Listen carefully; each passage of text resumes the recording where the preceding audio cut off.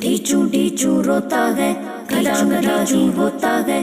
ढीचू ढीचू रोता है, गधा गधा ही होता है। गधे के मालिक ने पाली बिल्ली एक बालों वाली।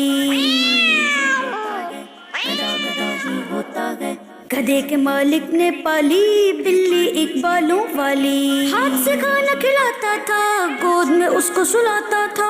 बिल्ली साथ में चलती थी जहाँ जहाँ वो जाता था। गधा अकेला एवरीडे बोझ उठाता मालिक के, फिर भी रात में बेचारा बेचारा गम का मारा।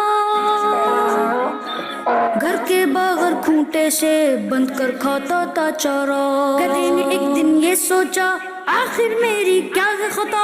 बिल्ली सबको भाती है, सोती है और खाती है। सारा काम मैं करता हूँ, वो तो बस इतराती है। गधे ने बदली अपनी चाल, बिल्ली जैसा किया कमाल। घर के अंदर बढ़ गया, मालिक पे वो चढ़ गया। सोचा मालिक खुश होगा, लेकिन वो तो डर गया। मालिक को गुस्सा आया, वो गुस्से में चिल्लाया, मुझे बचाओ मुझे बचाओ, इस आफत से जान छुड़ाओ। मुझे बचाओ मुझे बचाओ, इस आफत से जान छुड़ाओ। पागल हो गया है ये गधा, इसको घर से दूर भगाओ। गधा वहाँ से भाग गया, रोते हुए ये कहने लगा, हसद जलन की मिली सजा, मैं पहले ही अच्छा था। प्यारे